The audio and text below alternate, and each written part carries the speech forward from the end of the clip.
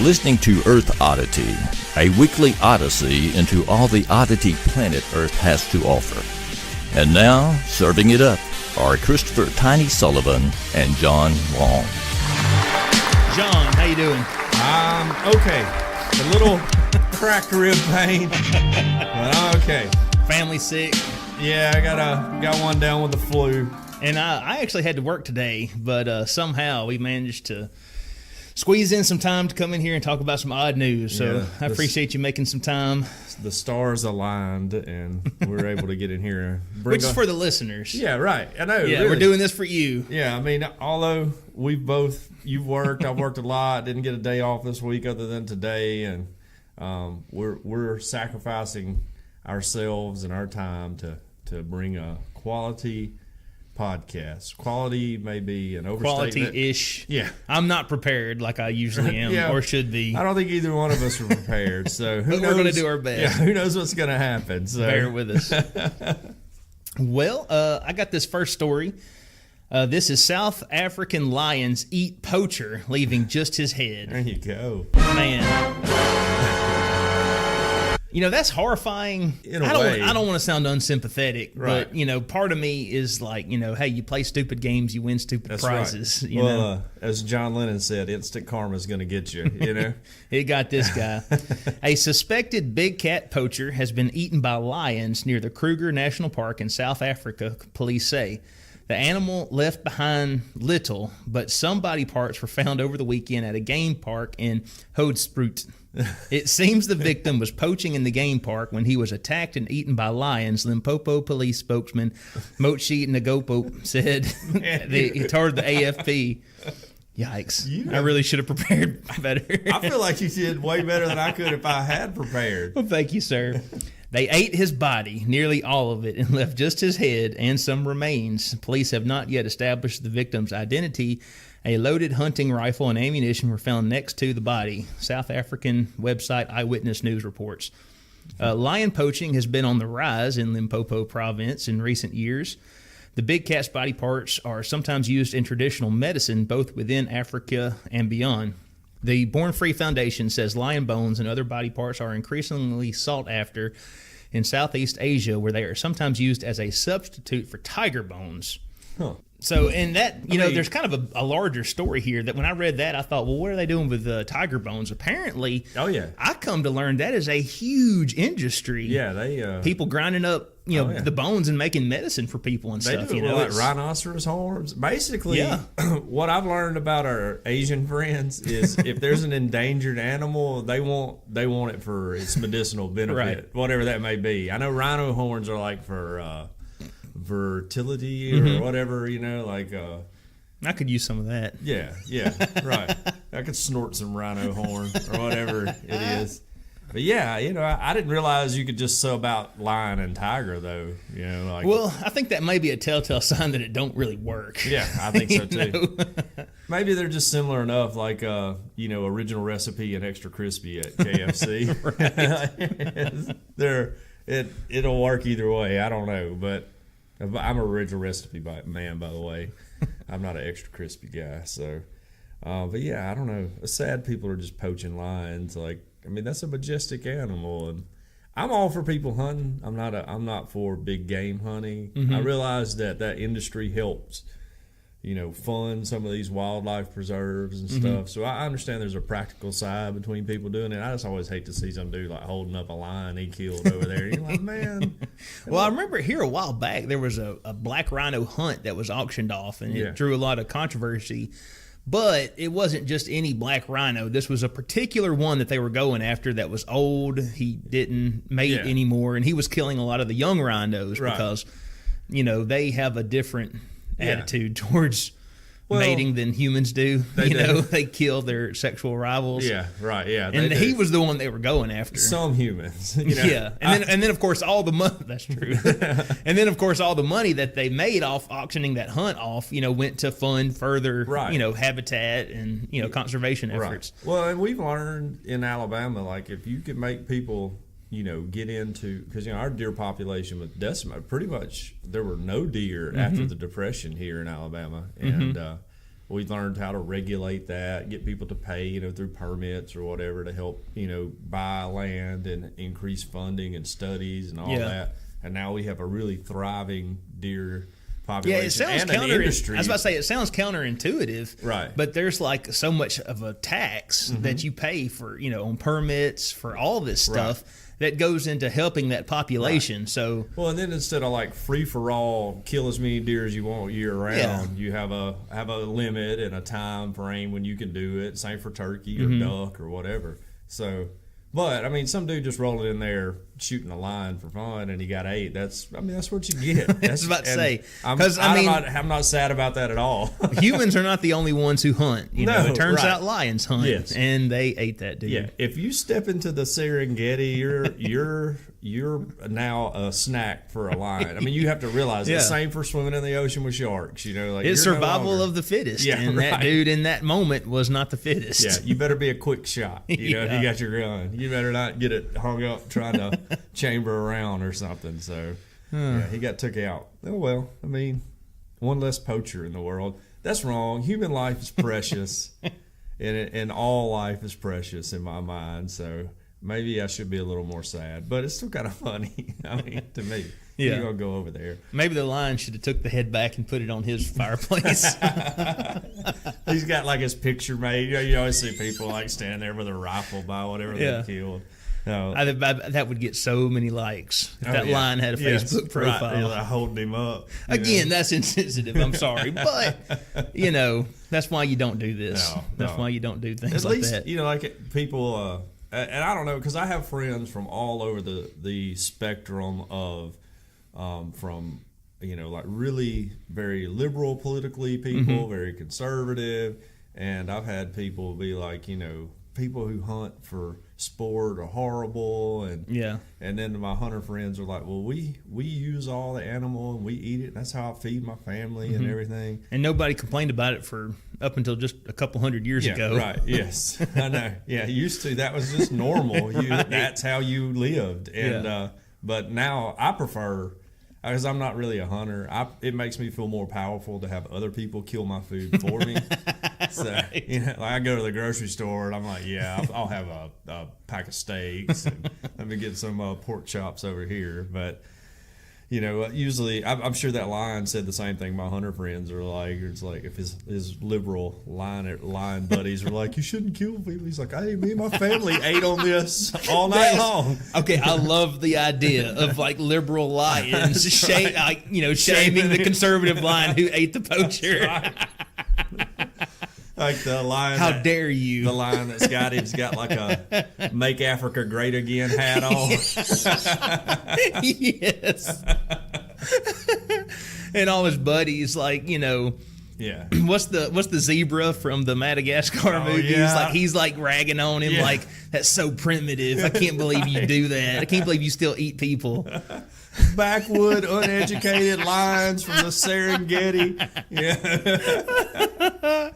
Which is really great. I would say to everybody out there, if you look at your Facebook feed and you only have like one side of the political spectrum on there, you're really missing out on a lot of fun, because I internally make fun of everyone. I don't always do it on Facebook, but that's what I spend most of my time doing, is in my mind making fun of people for whatever opinion they have. Even if I agree with it, I'll still make fun of you. Well, I admit, I know there's a lot of it, but to all my friends out there, if a political post pops up in my timeline, I typically hide it. Yeah.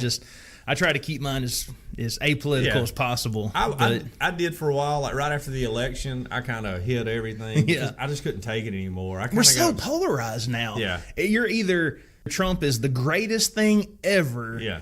And America made the best decision, or you're racist, you're sexist, you're horrible. Yeah, right. What about the people in the middle? Like me, I don't think Trump's the greatest guy, but I tell you what, we don't have someone leading the country like this guy right here. We're fixing to talk about. Yeah, that's right.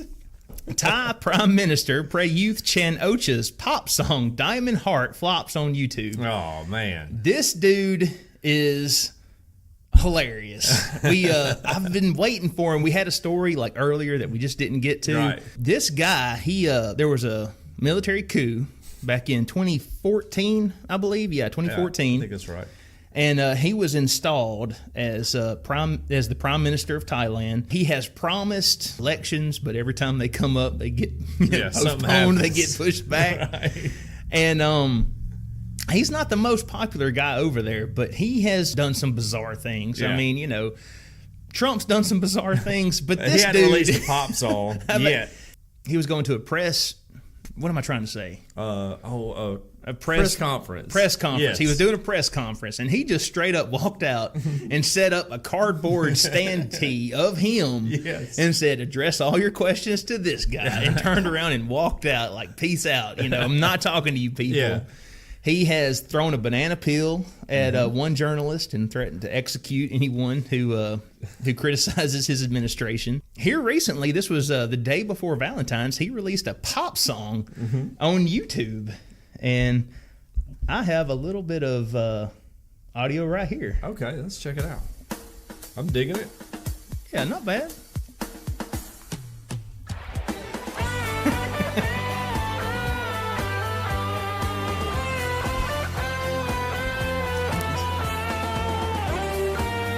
Says here the song released just before Valentine's Day. It has so far received 2,000 likes. So that's impressive. I mean, our podcast doesn't have that many likes, but over 40,000 dislikes on YouTube. Titled, this is pretty good. Titled Diamond Heart, the song written by Mr. Prayuth was sung by a loyal Thai army officer, according to the local media.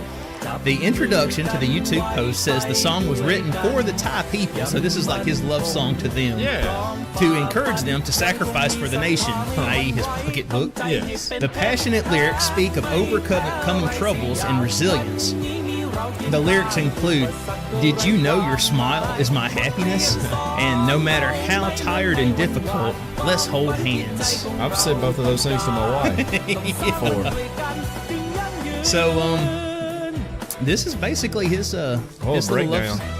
Yeah, this is his love song to the people. He this also isn't the first time he's done this. When they first the military coup, when it first took over Thailand, there was a song that he released. Yeah, it was talking about what was it? It was called "Return Happiness to Thailand," which is the current theme song for his National Council for Peace and Order, and it was played repeatedly on Thai radio after he took power.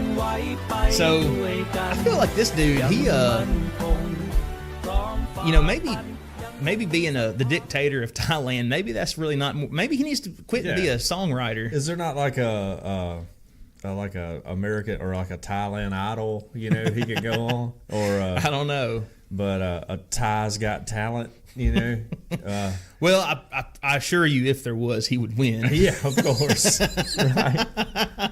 But that's a catchy song. I don't think it was horrible. But I mean, if you're a dictator, well, I don't know if dictator's the right word. You definitely are. Yeah, that's fair. Yeah. I mean, I don't know if he's like throwing people out of helicopters like Pinochet or anything. Right. But if he was, we'd never know about it. So true. He may write a song about it. I promise you this: I wouldn't be speaking the way I am if I was in Thailand. Right? Yeah. No, you want to keep that down home. Right. Diamond Heart is an interesting name, but I mean, diamonds are valuable. It's the hardest stuff on planet Earth, so maybe it should have been like Stony Heart. Really hard heart. I mean, it's good to see that. Ruling a nation, you have time to write lyrics and cut a song and release it. So, maybe we don't have it so bad over here. Right. It could always be worse. I'll say that. I'm waiting for Trump to release a single. He did write that tweet. If he did, it would be huge. Yeah. It would be the best song ever. Best one. The best song ever. I don't remember what it was. Jay-Z. And then Trump wrote this tweet, and I don't remember the exact words of it, but like if you read it in like a meter, it made like a rap verse. I remember that. And I don't. It was like somebody please tell Jay-Z that because of my policy, like black unemployment is down to the lowest point in history. Yeah, something like that. And I was like, wow. It really. I was like, because I'm kind of like you. Trump, he's got really things I really hate about him, things I really like about him. And I was just like, man, this dude, he's like a troll genius. You know, I mean, really, his use of Twitter every politician will study this for all of history. You know, whether you like him or not, what he's done with that is he controls narratives. He sets the whole media talking agenda. He refutes whatever he wants, so he communicates directly with his supporters that way. With his base. Yeah, it's brilliant. But when he wrote that, I was just like, I sat back for a moment, and I was like, hey, you know, I'm kind of proud of our president. You know, that's something I would do if I were president, which is probably why I shouldn't be president, and maybe a commentary on Trump. But also, for better or worse, I think he has opened, probably for the worse, I think he has opened the door to, like, the bar to who can be president has now been set like way down low. So now we're talking about Oprah Winfrey running for president. We're gonna see some really hilarious elections moving forward. I think really. You know, people were all against TV stars being president when Donald Trump was running, but as soon as Oprah came out, you know, everybody who hated TV stars being president were like, with Ronald Reagan, he was a movie. He was an movie actor. Star. Yeah, he like starred in movies with monkeys. You know, like, but he was, you know, he was a movie star. Of course, he was a governor before he became president. Right. So, pretty no nonsense governor too. I've seen a few clips of him talking, and he was kind of like not as fun as you would think he is, you know, because all the stories I heard growing up, I was pretty young when he was president. It was like he loves jelly beans and all that. And of course, he did get shot, you know. But speaking, I guess I say all that to say I'm voting for Joe Rogan 2020. Wait until I throw my hat in the ring first. Okay. I could not. If I were to announce my presidency, there would be so many stories come out from my past. I couldn't put my mom through that. You know? Right. It would crush her. You know. So there's I'll never ever be president. And gotcha. People will flippantly say every once in a while, "Oh, you should run for president." I'm like, no, I can't. Y'all don't know. Because you care about your family. Yeah, right. I'm not going to let all that stuff out. That's old John. I put that behind me. And none of that's coming out. So we don't need any stories of any of my debauchery. But speaking of, like Reagan got shot, we had a teen here. This is from the journalstar.com, the Lincoln Journal Star. A sheriff says teen was shot in the buttocks while friends were testing out flak jacket near Lincoln. Oh, no. And this is stuff like this is why I couldn't run for president. Right. A 19-year-old man who wanted to test out a flak jacket Saturday afternoon suffered a non-life-threatening gunshot wound when his friend missed his target in a cabin in northwestern Lancaster. So they were in a cabin. They weren't even like outside. Yeah, no, they're indoors. Look, when you're a teenager, you lose all ability to think about anything in a reasonable manner. I've been there, I know, and it takes sometimes decades to get that back. You know. They believe the shooting took place in a cabin north of Malcolm near 112th Street and West Mill Road, for those of you who know where that is. Right. During the investigation, they found the 19-year-old victim and his two friends had shot the Vietnam War-era flak jacket several times. The jacket, which was a precursor to like a what we would call it wasn't bulletproof. Vest. It was a flak. It was designed to catch shrapnel, if I'm not mistaken. Yes. And it successfully stopped the round, so they decided to try it on a person. Hey, y'all. Because why not? Yeah, right. More proof that rednecks exist outside of the South. The 19-year-old victim put a pillow under the back of the vest to absorb the shock, but the shooter, who was also 19, missed the vest, the sheriff said. And the victim was struck right smack in the buttocks. Oh, no. Investigators believe those involved had been drinking alcohol before Shocking. The shooting occurred, and it remains under investigation to determine whether there were any criminal violations. So they were testing out the flak jacket, but then he didn't even hit it. Yeah. He shot him in the butt. Shot him right in the butt. The flak, as the name implies, the jacket would cover the torso area. Right. Yeah. And he aimed a little low. Of course, he's been drinking. He may have been seeing two of it, you know. Or maybe he did it on purpose. Maybe so. Who knows? He's like, I'll show you a butthole. No, that's wrong. I shouldn't have said that. These guys were not following the 4 rules of gun safety. No. Whether you hate guns or whether you love guns or whatever side of the spectrum you're on, yes, there's 4 simple rules that you should always follow. And they are, you always treat a gun like it's loaded, yes, no matter what. You never point the gun at something you don't want to shoot, whether that be your TV, your pickup truck, or your 16-year-old friend that's been drinking in the cabin. You don't point a gun at what you don't want to shoot. Right. Number 3, you keep your finger off the trigger until you are ready to shoot, because there's been a lot of times somebody tripped, and because they had that finger in that trigger guard, that the gun went off. That's right. And number 4, you always, always, always make sure of a safe background. You don't shoot at something. Know your target and what's beyond. Exactly. Yes. Right. Yes. And I think they broke all 4. Yeah. Yes. So they have not had proper gun training, right, for sure. But you would think common sense would come in, but 19-year-olds drinking don't have a lot of common. 19-year-olds sober don't have a lot of common sense. But if you had mix in a little drink with it, then that's how you end up shooting your buddy in the butt. Yeah. Which years from now will be a great story for them to tell. Like at the high school reunion or whatever, and they get back together and hadn't seen each other in a long time. Remember that time so-and-so shot Chad? Yeah, right. Shot him right in the butt, and they all laugh about it. Because nobody died or anything. Pull down your pants and show us the scar, Chad. But that's an awkward call for the police to have to make to your parents. Like, hey, Mr. and Mrs. Johnson, your son's here. He had a gunshot wound. And you're like, oh my goodness. Like, no, it's okay. It's right in the butt. And it appears he was trying. I would be like, I am so sorry, but your teen has been shot. In the butt! That would be how I told the parents. But, on the upside, 19 is a pretty good age to figure out that you're an idiot. Like if you hadn't figured it out already, 19 is a pretty good age to get it nailed down. Well, moving on. Next article, Michigan pizzeria breaks the record for largest delivery pizza. All right. This is a really cool story. This happened on day after Valentine's Day. A Michigan pizzeria aimed to break the Guinness World Record for largest delivery pizza by cooking a 72-inch pie. Wow. 72 inches. Steve Malley, the owner of Malley Sports Bar and Grill in Southgate, led a team Wednesday in constructing the massive pizza and cooking it in the same oven that he used to cook a Guinness World Record breaking 1,796-pound hamburger last summer. So this dude is just like on a massive food tear, right?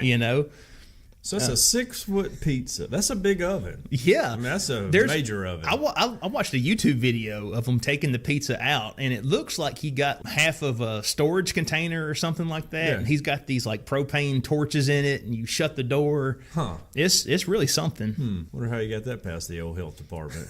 That's a good question. I don't know. They're pretty rough, just from experience. I'll say this: it's got some nice looking graffiti art on the side too. Right. Malley said that his pizza, which was donated to the Southgate Police and Fire Departments, so that's really cool, really cool of him to do, successfully bested the current Guinness record holder of a 54-inch pizza. Oh, that dude's lame. The owner said he decided on a 72-inch pizza because that's the size of a pizza that would fit through, double-door buildings. Right, You go much larger than that, and it starts kind of getting a handle. You have to fold get it up to where it's got to be a picnic. Yeah, anything more than that. It's got to be outdoors. Yeah. You're definitely going to have to take the center support out of those double doors, That's true.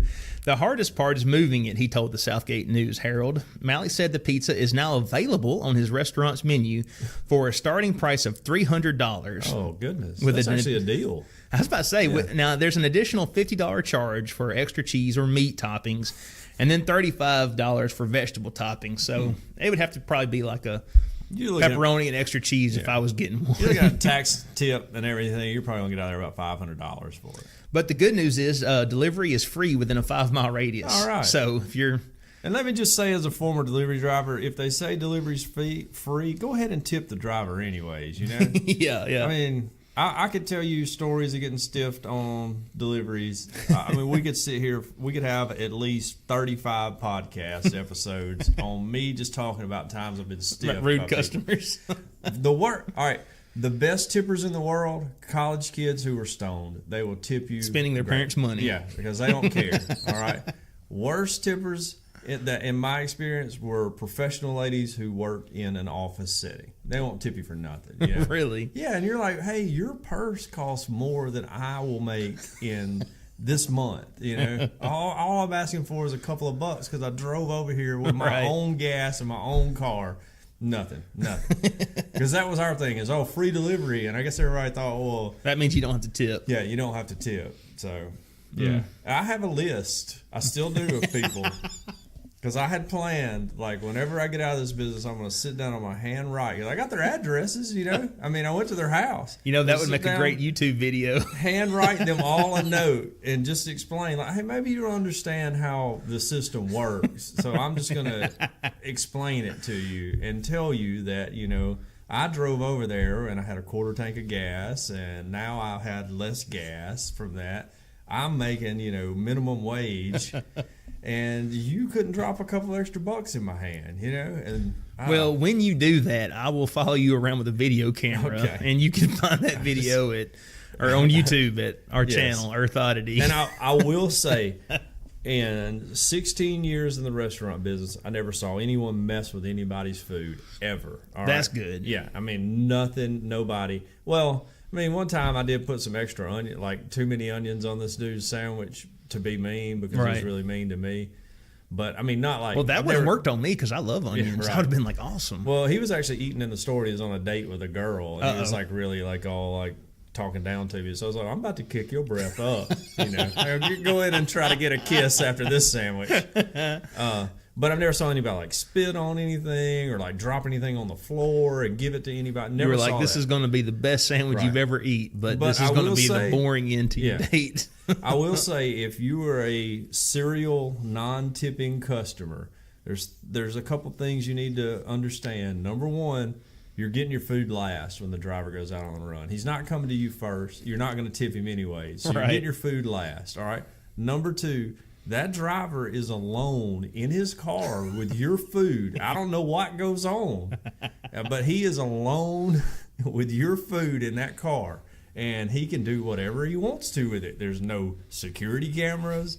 Nobody's riding along with him. He can do whatever, and I don't know if any of that has ever happened. I never witnessed anything, never heard any stories from my place about it, but I do know the people who work in the restaurant industry really well. And if you're not tipping, you just should be aware. That's all I'm saying. You should just be tipping. Yeah. You should just go ahead and kick in a couple of dollars. All right. If you can't pay for a tip, then don't get it delivered. Go pick it up.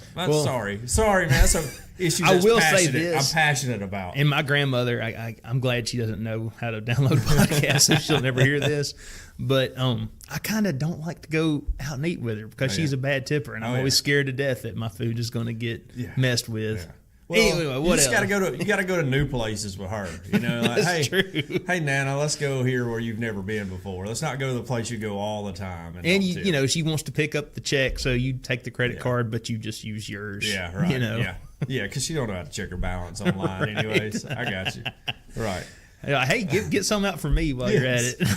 Now, continuing on the pizza and delivery theme, a lawyer in Dortmund presses charges against unwanted pizzas, that's plural.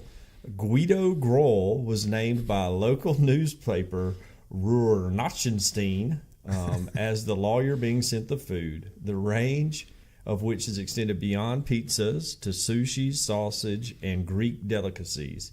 So basically, someone, and we don't know who, is ordering this dude's delivery to this guy's address, you know? Man. Like, you know, maybe in college you would order a pizza and give, like, the guy downstairs address because you knew he wasn't there, and then the guy would show up and you'd stand outside. And you sneak around back and get all the pizzas out of the back of the car. Well, you would just be like, hey, he's not there. Oh, well, I'll give you $5 for it, you know? And he's like, okay, let me call my boss. And so you get a $5 pizza delivered instead of paying $15. I'm not saying... That's terrible. Don't do that. People have done that before, okay? But those who did it did tip the driver anyways, because you're getting a $5 pizza. But the guy doesn't have to pay for the food because he didn't order it, so the liability lies with the supplier. But he complained, it's so irritating, I don't even get my work done anymore. And he has no idea who's sending him the deliveries. But think of all the money you're saving on groceries. Yeah, right. I mean, for real, I I would just be like, okay, bring me the food. When I read this article, there was a term in there that I had never heard of before called pizza stalking. Yes, well, and that's what the police have opened a pizza stalking investigation. I want a pizza stalker so bad. Yes. So, a similar case was reported last year in the northern English town of Blackpool, where pizzas, curries, and kebabs were delivered at all times of the day and the night without being ordered by the family. And it says, Mother Vicky Rice said it's constant. Even our dog has anxiety, which I don't know. How does a dog get anxiety? What do they worry about? I guess the doorbell. Just barking at the door constantly. So anyways, it's apparently a crime to pizza stalk someone. And this guy has received more than 100 unwanted pizzas via different suppliers and the daily deliveries. So it's never the same pizza place, right? Because I guess sometimes they catch on after. That's a while. That's what I'd say. Yeah, like after a couple of this guy calling back my restaurant, when I would get an order for that address, I would just call him up and be like, "Hey, what was your name? Grohl? What was it? He had a funny name. Oh, Guido. Hey, Guido, did you order the extra cheese, extra meat?" And he'd be like, "No, I didn't." I'm like, "Okay, man, I'm not making it." Yeah. So we used to have a dude who would call our restaurant and use the deaf mute like system over the phone. Yeah. Like an operator, he like types it in, an operator has to read it to you. And he would try to order like $500 worth of food all the time for like the deaf mute camp. Oh, okay. Or, but it was just some dude playing around. Oh, so no. I would always say, well, call back the day of to confirm and we'll get your payment. Mm-hmm. And they would never call back. Of course. So, I mean, people mess with restaurants all the time, but that's clearly someone who's got it out for him.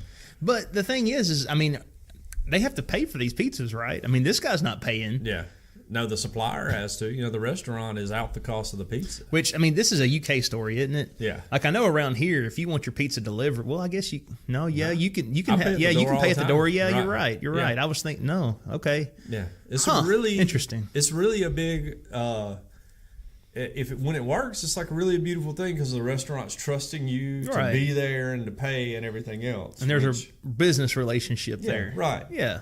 And we're bringing food to your home, which, as a comedian said one time, when you order delivery, it's basically saying, I like your restaurant, just not enough to come to it. Right. And I'm like, yeah, that makes perfect sense. Well, there's a lot of places I like to eat that are just like that. Yeah, so. Right, yes. I like it, just not enough to get up and actually go and sit down and place an order. So... But yeah, I don't know. I feel bad for the guy if he can't get any work done because he's answering his door all day long. And he's like, God, not another pizza. Right. No. Like he's the only person that's mad about a pizza showing up at his door.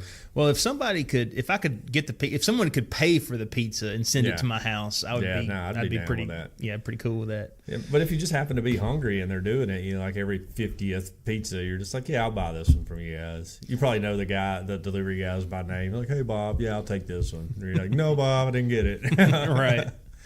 Well, this next story is bizarre. Skier lost in New York doesn't know how he got to California. Wow. This is a bizarre story. Is. Are you ready to jump into the weird? I am. Here we go. Wilmington, New York. Can't even make it out of the gate. Police on Wednesday were trying to piece together how a 49-year-old skier whose disappearance sparked a massive search on a snowy New York mountainside ended up 6 days later in California, confused and still wearing his ski clothes. Toronto firefighter Konstantinos Filipides told investigators he doesn't know what happened after he was reported missing Wednesday, February 7th from Whiteface Mountain during an annual ski trip with colleagues. The search ended Tuesday when Filipides turned up in Sacramento, California, 2,500 miles west of the Adirondacks. So this guy goes on a skiing trip. He goes missing on the skiing trip. Everyone's looking for him.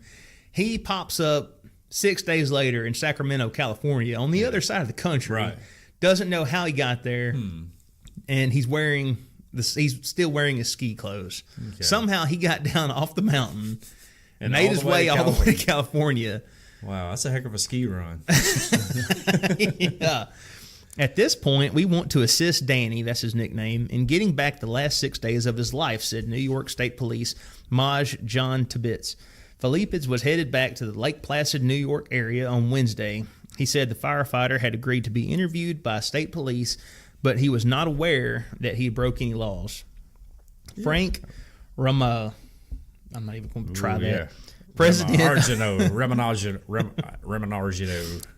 of the Toronto Professional Firefighters Association told reporters at a news conference Tuesday evening that he appeared to be confused and was unable to give direct answers. Police on Wednesday were trying to piece together how a 49-year-old skier whose disappearance sparked a massive search ended 6 days later in California. He phoned his wife, and he called her by a nickname, so she quickly recognized his voice and knew it was him. But then they lost contact, so he contacted her again, and she told him to just call 911 and get help. Yeah, it's probably need to be your first call. He says that he doesn't remember much. He remembers being in a big rig style truck for a while and says that he slept a lot. Okay. And then when he got to Sacramento, he purchased an iPhone to call his wife. So he still had his cash. Yeah, so or his wallet at least. Yeah, I guess. I got a couple of different theories. This is just bizarre. Yeah. Number one, either they were going to get his kidney. Like somebody's going to sell his kidney or something that needed him, and he managed to get loose. Or he was going to leave his wife, and then chickened out. Then he chickened out. Well, he got to California, or maybe like the girl he'd been talking to on the internet. He gets out to California, and she's like ugly or something, and he's just like, I got to call my wife. So, those are my two theories. Well, what about aliens? Could be aliens. Definitely could be. And the big rig style truck is a false memory that the aliens put there. They implanted that into him. Yeah. And somehow these beings that are advanced enough to come through space and get to Earth, they didn't know the difference between New York and Sacramento, so they just took their best shot. Well, what if, I've never been abducted by aliens, but what if the interior of all spaceships look like the interior of a big rig? Yes. Like a sleeper in the back. And the mud flaps with like the dancing girls on them. Yes. Yeah. Maybe that we just cracked the case. He was abducted. But that joke's a bit over the top. It is. Oh, dang, that's hilarious. Over the top. That whole premise of a movie. Yeah. The fact that got made, can you imagine going into like the movie office and going, all right, here's my idea, Mr. Movie Producer. I'm going to need somewhere between $5 and $10 million to make a movie about an arm wrestling truck driver who arm wrestles for custody of his child, basically. And there's like a bad guy. But here's the thing, like when he gets fired up, he turns his hat around backwards, and that's like huge. That's his switch. Yeah, that's his switch. When he flips that switch, it's over the top.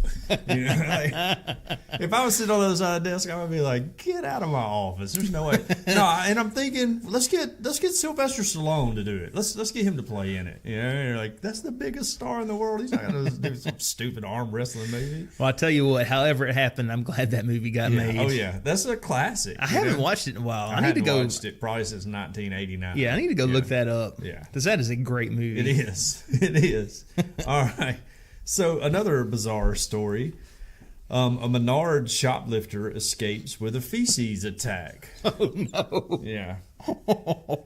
Menards is a grocery store chain, if you didn't know. This is from the IndyStar.com, the Indianapolis Star. This is from online, the Indianapolis Star. Indianapolis Metropolitan Police are searching for a woman who escaped a shoplifting incident Tuesday using her own feces at a Menards on the city's east side.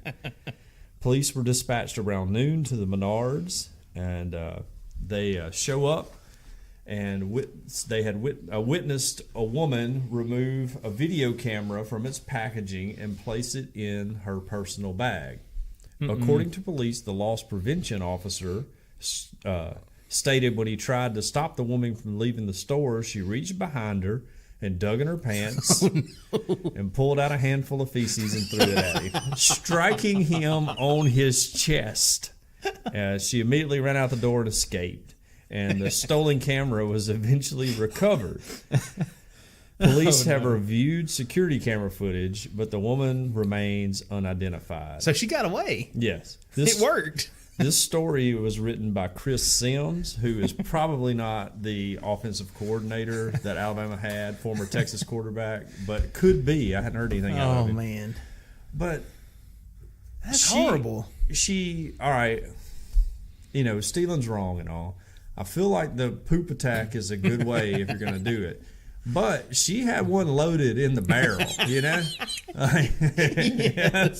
Like she either ready to go. She knew that was her plan, or he scared the poop out of her, when she knew she was going to get caught. And then she was like, "Wait, I can use this." Yeah, right. Yeah, so let me just dig it on out and throw it. I will say, she's lucky that this was a loss prevention officer or whatever, and not a cop. Because if you start reaching into your waistband, you're dead. That's that's probable cause. You can get shot for that. They'll shoot you for a lot less. Yeah, that's true. And that's fine. I'm cool. I don't want any shooting of me, so I keep my hands always in plain view, invisible around any officer, even if they're off duty and we're just at McDonald's at the same time. Right. My hands are always out in the open. Thank God, don't get me confused with anybody. But yeah, I don't know. I feel like she went in there with some loaded drawers, I think that's probably what happened is she went in there and was like, now this is my backup plan if I don't make it out is I'm flinging poo. Monkey style. I was about to say that's primitive. It's a monkey style. We went to a zoo one time and they were slinging poop at each other. It was on a field trip with Thomas. We went to the zoo in Montgomery. Yeah. And I don't think he realized what they were doing, but they were like pop it out in their hand and throw it with such velocity, You're like, man, that would be hard to hit with a baseball bat. Because they were throwing it really fast. So, well, I remember, I'm from the South and I grew up a redneck. Sure. So, this wouldn't have been like the first poop fight I've witnessed. But when I was a kid, when the poop came out, I was done. Yeah. Whatever the fight was about, I'd let them have it. Yeah, right. That was time for me to go home when that happened. That's always been my plan. If for some reason I was sentenced to, hard time in the big house or whatever, is I'm just going to poop my pants at all times. And I just want to be like the crazy dude that nobody wants to get around or touch. Right. That's my plan. I've had it because I'm small. I can't defend myself. And I feel like if I'm just stinky and nasty, everybody will leave me alone. People maybe come to you asking for protection. Yeah, right. No, he's under poop's protection. He's under leave him alone. The mad pooper's protection. Mad pooper. Call back. That's right. Okay. For our next story, I want to go about this a little bit different. Are you a fan of the Red Hot Chili Peppers? Absolutely. Love them. I'm a huge fan of the Red Hot Chili Peppers. Love them since their first album on. Okay. I want you to think for a second.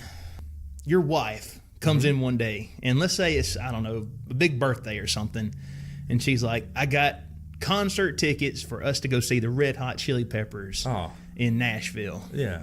I'd be so pumped. Yeah. How do you feel about that? You're excited, right? Yeah. I would be. Talk about doing some laundry, dusting around the house. Yeah. Heck yeah. So the big day comes, and y'all get ready to go. Take a flight. You fly down there. Heck yeah. And you go down there, and you sit down in your seat. And ready. How are you feeling right now? I'm pumped. Got my Chili Pepper t-shirt on because I will wear the band t-shirt to the band I'm seeing. Like I wear Alabama gear to Alabama football game. I'm going to wear a Chili Peppers t-shirt to a And you Chili see all Peppers these concert. roadies up on stage setting up and, the crowd is starting to chant. Out. Yeah. And then you see some figures come out onto the stage, getting excited. Standing up, getting into it. I'm ready to boogie down. But wait a minute, John. Something's not quite right. I don't see Anthony Kiedis. And you think to yourself, that's not Flea. Yeah, right. And then you hear this.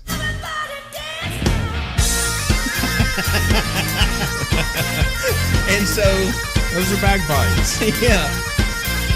And so Deidre reaches down and she gets the tickets out of her handbag and she looks and she sees that this is not the Red Hot Chili Peppers. This is the Red Hot Chili Pipers. Oh, headline here. Mixup leads couple to see the Red Hot Chili Pipers. Man, they look pretty cool though in the picture. Yeah. He looks like the dude from Smash Mouth. He does. He really does. Somebody once told me. In England, recently, the Red Hot Chili Peppers fan, Duncan Robb, found bargain tickets online to see what he thought was his girlfriend's favorite band in a Belfast, Ireland show. It was supposed to be a Christmas gift to her. Well, I guess it was a Christmas gift to her, right? Right. Tickets came in the mail. The flights were booked. The couple was ready to go. But on Wednesday, before the Saturday show, Rob's girlfriend double-checked the tickets only to find that he had not bought them passes to see the foremost purveyors of California funk rock. Instead, the tickets were for the Red Hot Chili Pipers, a musical act self-billed as the most famous bagpipe band on the planet. Okay. I would say Primus is the foremost purveyor of California funk rock. I mean, and that's just me. Right, No offense to the author here. Everybody's got their own opinion. Even though it was likely no match to seeing Californication or Under the Bridge live, the couple attended the show and enjoyed themselves. Rob described it on Twitter as an experience, seemingly impressed by the variety of songs they could play on the pipes. Yeah. The Red Hot Chili Pipers won a BBC reality competition in 2007 and last month played 2 sold-out shows in Bermuda. Oh. So in Bermuda, it's probably like... Yeah. I mean, they're just happy 100 anybody. people. Yeah, right. I mean, outside of the tourists, they're just happy anybody's there. Yeah. The locals are. I don't know if we could sell out, but I feel like we could do a decent show in Bermuda. Well, I wonder how many people they've duped with their name, and maybe we should change our name to Brick and Rubber. Yeah. Or maybe we should change our podcast to the Bro Rogan Experience. Yeah, there you go. The Bro Jogan Experience. Yes. Yeah, I don't. But if that were to happen to me, I would be let down because I'd really like to see the Chili Peppers. But I would still have a blast. That's true. I mean, I'll have fun at something. I love live music anyways, so I would be just as happy to see some dudes play whatever on the bagpipes. But you would just be like, man. I mean, that's a great story to have for forever. Hey, honey, remember that time we flew to Ireland? And to see the Red Hot Chili Pipers? Oh, you saw the Pepper? No, not the Peppers, the Pipers. But you better believe I'm buying a T-shirt when I'm there. I'm getting a poster. I'm getting all because I want to remember it for forever. But I mean, that's just it. Now, if your wife is mean, she's never going to let you live it down. Right. But my Dieter would probably be totally cool with it. We would have fun in doing that. But if you're married to a mean woman, she's going to bring that up all the time. That flight back, I'd be listening to this. Listen to it, buddy. Not bad. No, not bad at all. Oh, I hear the bagpipes are really difficult to play, because like you're playing like ahead of the beat or something because of the way the air moves through it. I don't know. I've heard it's very difficult. Maybe Noah from our next story can tell us about it. A time traveler from 2030 passes a lie detector test over whether his future predictions are true. A man who claims he's from the year 2030, so not too far. That's not that far. I mean, that's really not that impressive. I know. He should have gone back further. And he's revealed a number of predictions for the future, and he's undergone a lie detector test and passed. The self-declared time traveler, who goes by the name of Noah, claims which that means he's probably homeschooled. Most Noahs are. Claims he has risked his life to tell those living in the present what the future has in store and insists he has to remain anonymous. Among his bold claims are that Donald Trump will be reelected in 2020. So, bad news for some people out there. Really bad news. Artificial intelligence will gain momentum, which I don't feel like that's a big prediction. I could make that prediction. And Google, in fact, I said that last week. Yes. Google Glasses style machines will take over.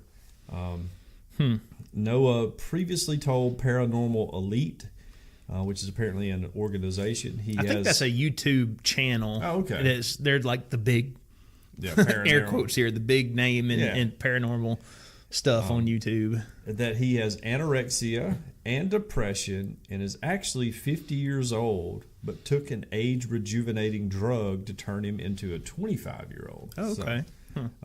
So that's coming down the pipe in, what? I was about to another say 12 years. Or that's something to whatever. look forward to. Yeah. So I'm gonna start eating pizza every night.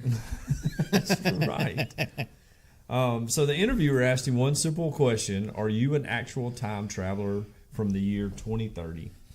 And he responds, "Yes," and a little green header saying "True" appears on the video. So that's their lie detecting machine is just a ding. I feel a little. But the results from the apparent machine testing him cannot be seen. So shocking. Yes, but here are some of Noah's predictions. Donald Trump's going to be reelected in 2020. That's probably his most shocking. Yeah, I would say. Phones are going to start getting bigger towards the year 2030. They're already started getting bigger. That's already a trend. That's old news, Noah. Come on. Robots that can run a home are being slowly introduced. Okay. Bitcoin is being used more, but money, including pennies, are still in use.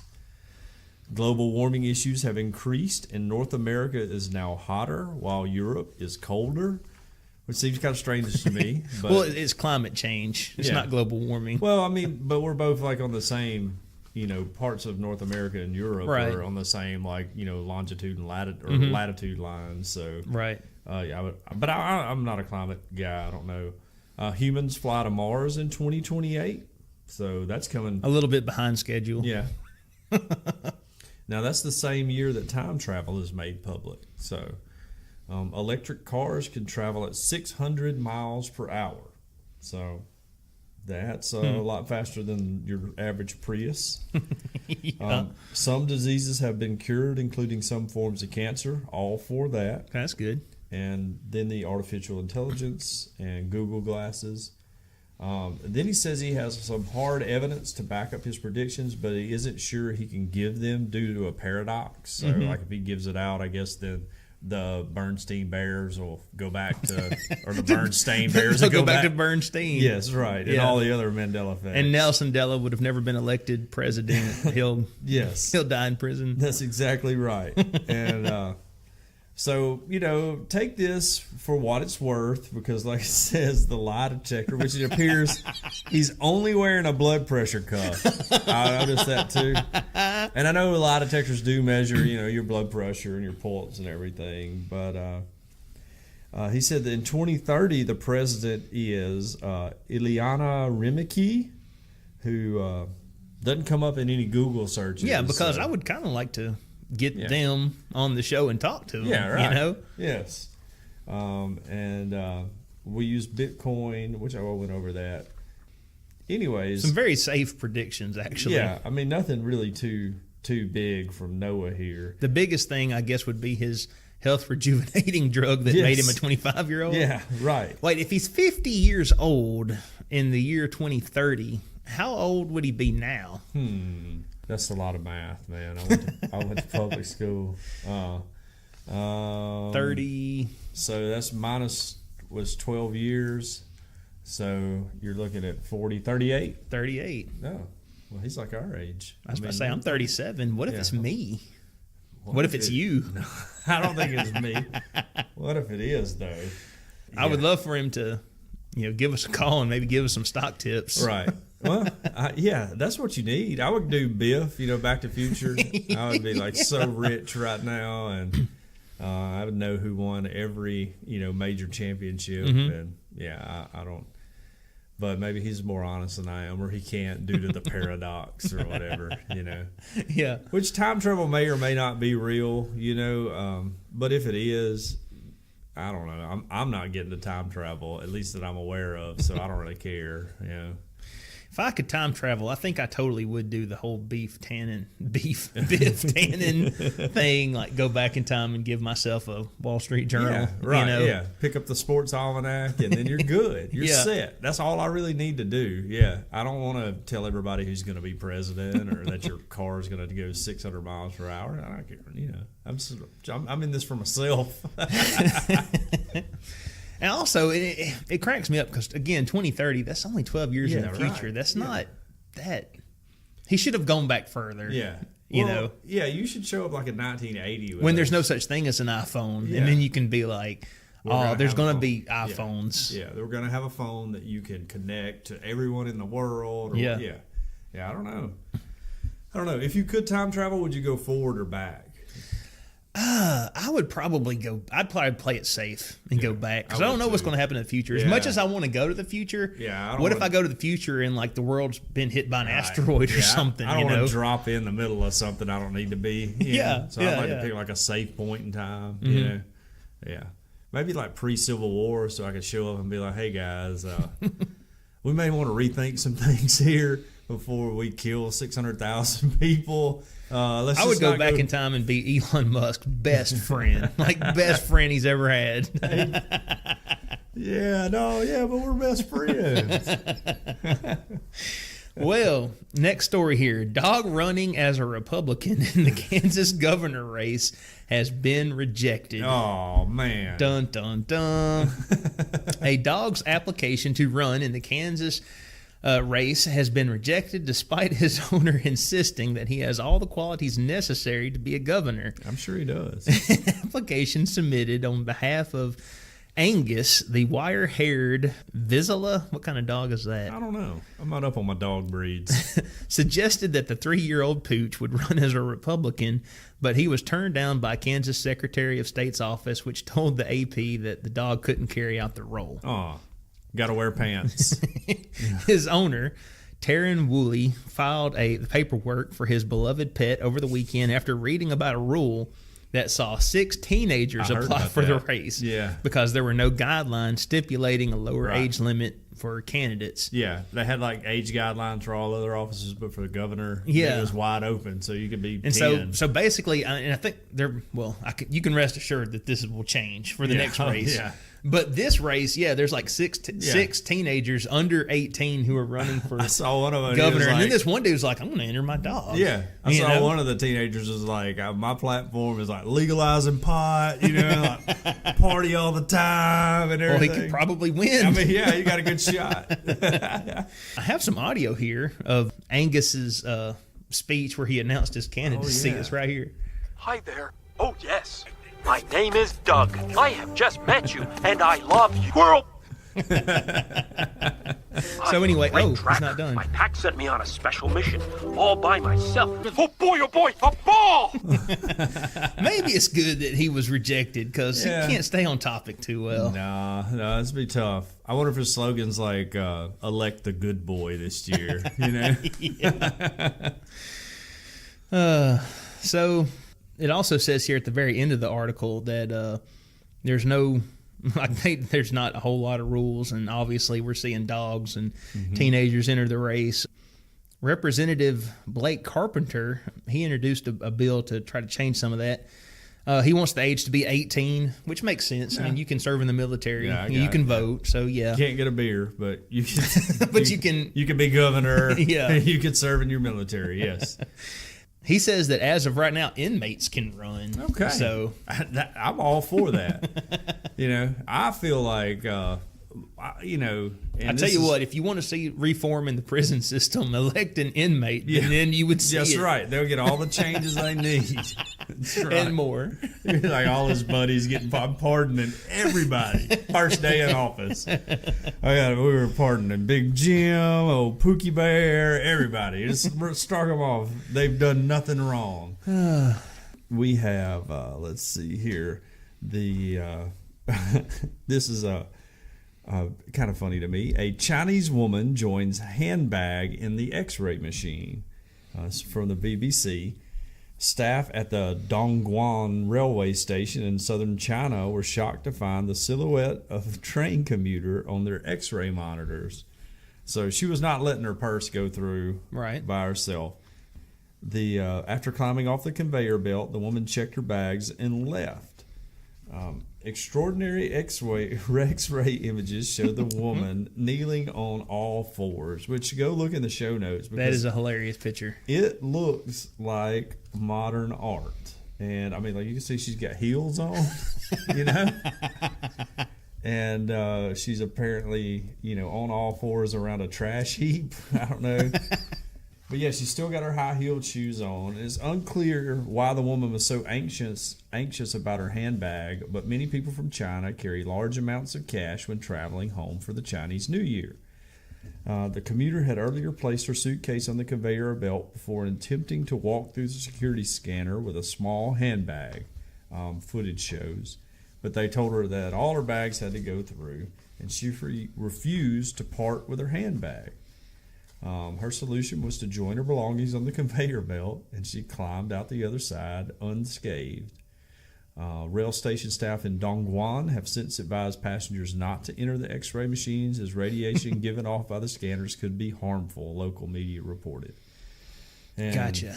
Yeah, she is one of an estimated 390 million people expected to travel by train to their home for Chinese New Year, which fell on the 16th of February. So I don't know what she had in there. It must have been important. Must have been real important that she climbed up on there. Now, you try that at an American airport, and you're getting shot. I guarantee you. Yeah. I guarantee you. They do not play around. What if you're like, you just couldn't afford an MRI or whatever, so you just went through one of those? You're like, hey, can I get a copy of that? Show to my doctor? Like I had like a tumor or something growing there on my kidney. Did you see anything bizarre? Yeah. I mean, not me, but anything inside me? I wonder, those guys, what they see, going through. There's some weird people in the world that pack some weird stuff, and at times they're just like, hey Bob. We had to fly to Chicago with Hudson one time for like a doctor's thing, and we were coming back through Midway Airport, and Deidre had left a bottle of water in her backpack. Mm-hmm. And Hudson can't go through metal detectors because of his pacemaker and everything, so he has to go through like the body scan thing. And so Deidre was doing that with him, and I was getting our bags through because we were only spent overnight, so we didn't take like a lot of luggage. We just had some carry-ons. And so it goes through, and they flag her bag, and I have to step over here, and while they pull everything out, and they have a bottle of water, and the guy's like, okay, you can't take this bottle of water on the plane. And I'm like, okay, why? And he's like, well, it might not be water. Yeah, it could be explosives. And I was like, okay. He's like, well, do you want to drink it or throw it in the trash can? And I was like, well, if it's explosives, are you sure you want to throw it in the trash can right here? John's like, whoop. Yeah. Easy with that. I was like, right here where we're all standing, That is awesome. That seems like we should have a better plan here.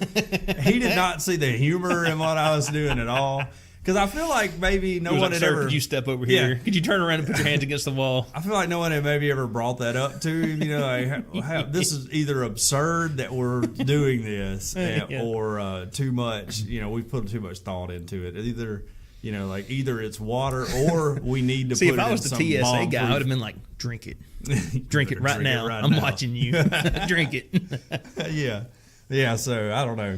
But yeah, anyways, the little full body scanner thing is kind of cool. And if you have a kid with a pacemaker, you can get through the security thing, by doing that. Because you're just like, well, he can't go through there, and I'm an adult. I have to be with him. Right. In Birmingham, they didn't even care. They like put some stuff on his hand to make sure he had any explosive residue. We're like, go on in there, buddy. Yeah. They're a lot more laid back. Chicago, a lot more people coming through Chicago's airport. Yeah, it makes sense. Well, man, we're kind of bumping up on time. Yeah. Is there any way we can get to that one? The Taylor Swift one? Yes, absolutely. A judge has ruled that Taylor Swift's lyrics are too lame to copyright. Oh, shots fired. This comes from the Daily Beast.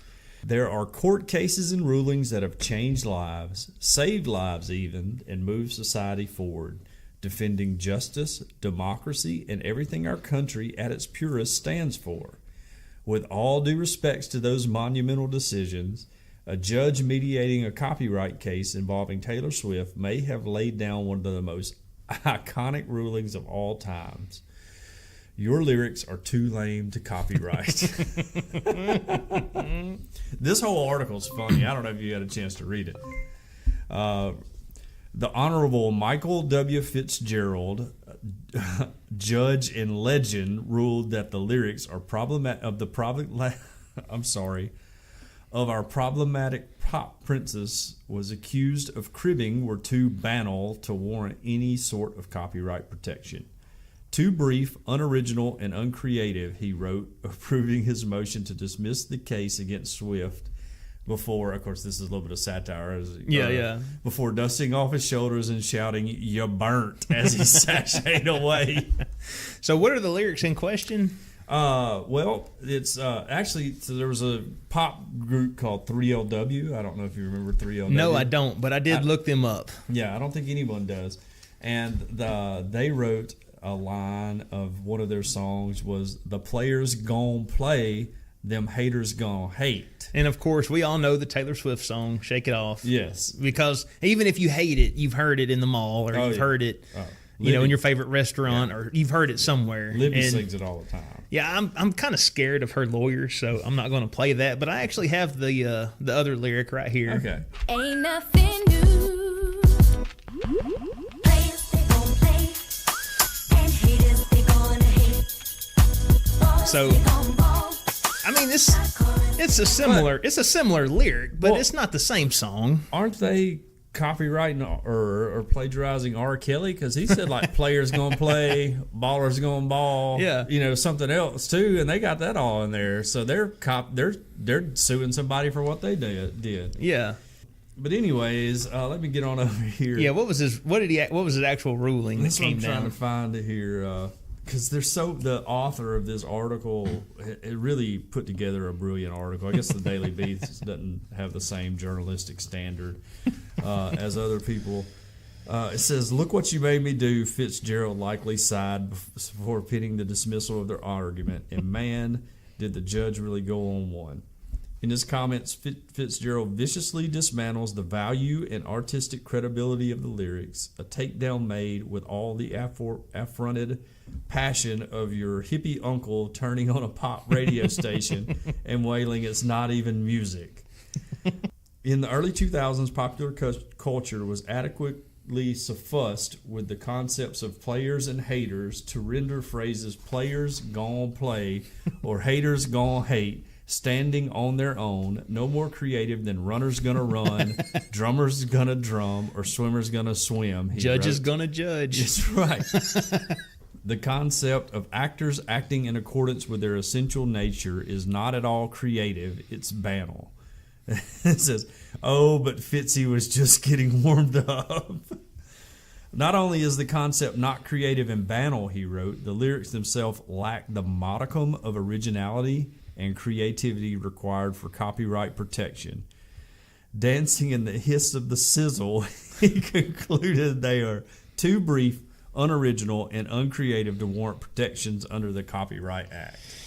So he basically burned both artists. Yeah, because he's calling the one group. He's saying your lyrics are not creative enough to copyright, and then Taylor Swift, your lyrics are not.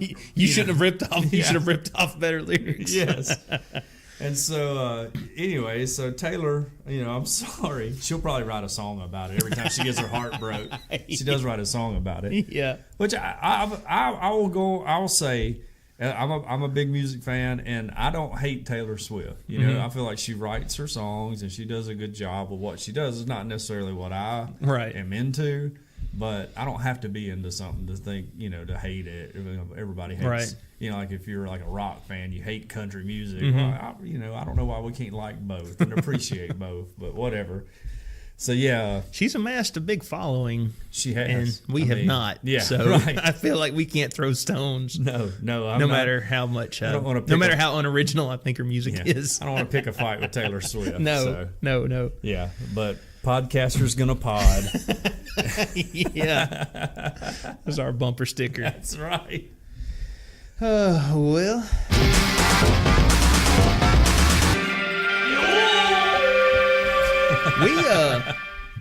We actually don't. Our only community news this week is just to say that there's not a lot of community news. No. Keep sending in your Bigfoot emails because we so far haven't gotten one. And we not know anyone that knows anyone that knows anyone that's seen Bigfoot. Or I don't want to get up on my high horse, but I'm like, everybody knows about him, but nobody has seen him. How do we know that there's a Wizard of Oz behind that curtain? All right, if Bigfoot doesn't exist and you're one of the people going around putting footprints in the mud, I would like to talk to you. I would like to know what your motivations are to do that. I'm all for a good prank. That just seems like a lot of trouble to pull one. So,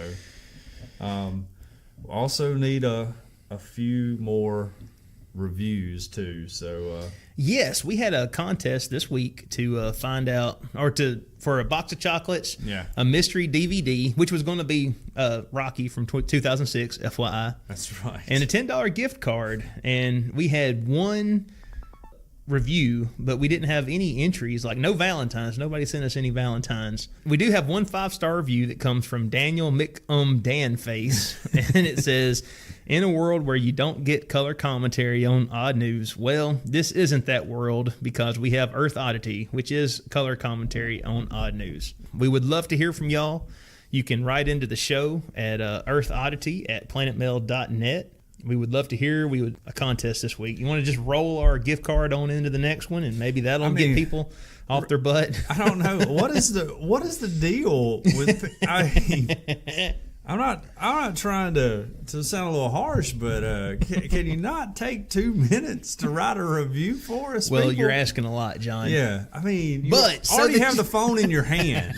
You literally have to do 2 more clicks on the phone to do it, and then type some words. Maybe we should do a how-to video and post that up on the internet. That's not a bad idea. Because apparently it's very complicated. I just want to know, what's wrong? Do you guys not like us? Or that's probably it. We should probably stop this line of questioning. Yeah, that's true. Y'all keep those comments to yourself.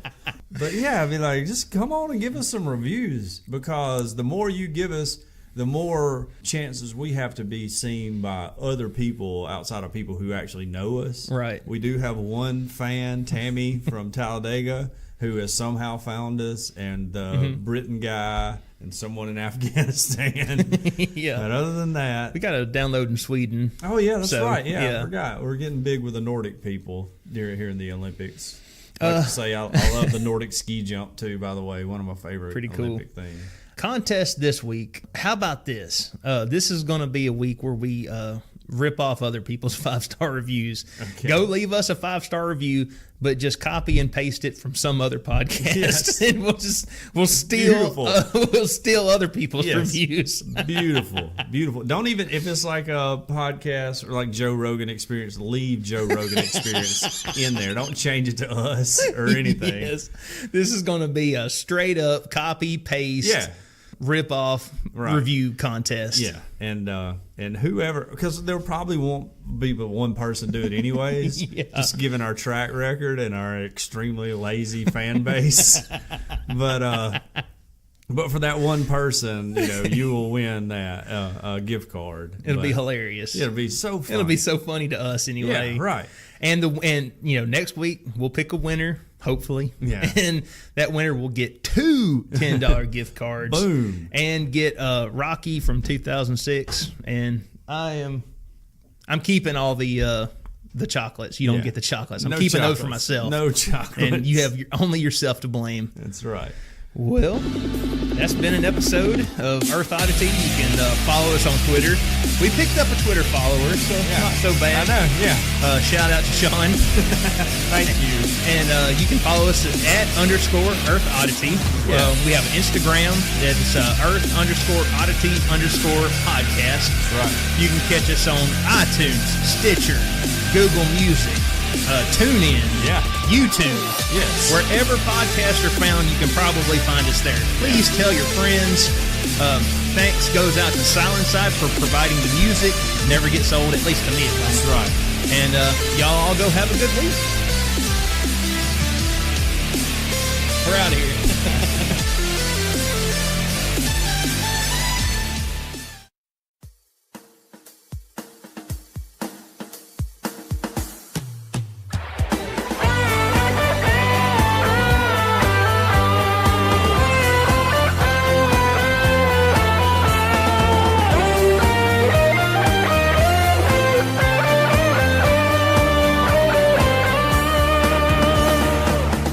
ปีเท่าไรที่เราได้ร่วมกันฟันฝ่ามีปัญหาเข้ามาครั้งใหม่เสมอเธอคือแรงพลังแรงใจให้ฉันสู้เพื่อเธอยิ้มจากเธอรู้ไหมคือสุขของฉัน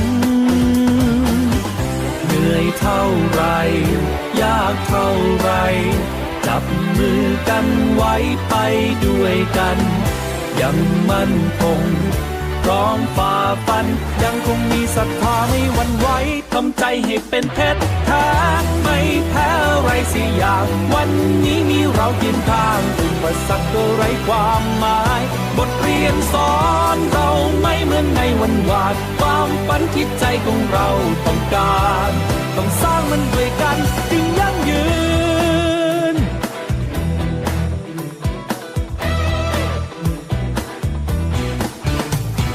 ฟ้าคำรามเท่าไรยังมุ่งไปตั้งใจเต็มที่รู้แค่ใจคิดดีไม่เคยสถานยามตกน้ำไม่ไหลแม้ตกไฟย่อมจะทนผ่านมีความดีเท่านั้นแกล้วกล้าเสมอ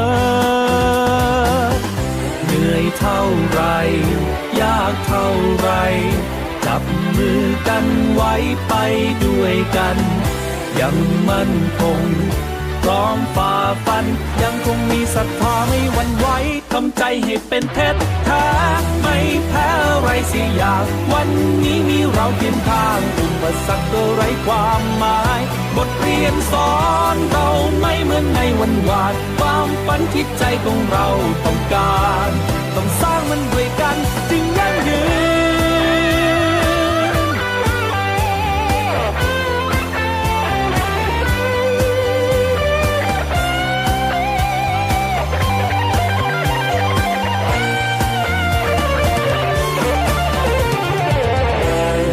เท่าไรยากเท่าไรจับมือกันไว้ไปด้วยกันยังมั่นคงพร้อมฝ่าฟันยังคงมีศรัทธาไม่หวั่นไหวทำใจให้เป็นเพชรแท้ไม่แพ้อะไรสิอย่างวันนี้มีเราเคียงข้างอุปสรรคก็ไร้ความหมายบทเรียนสอนเราไม่เหมือนในวันวานความฝันที่ใจของเราต้องการต้องสร้างมันใจให้เป็นเพชรยั่งยืนไม่แพ้อะไรสิอย่างวันนี้มีเราเคียงข้างอุปสรรคก็ไร้ความหมายบทเรียนสอนเราไม่เหมือนในวันวานความฝันที่ใจของเราต้องการต้องสร้างมันด้วยกันบทเรียนสอนเราไม่เหมือนในวันวานความฝันที่ใจของเราต้อง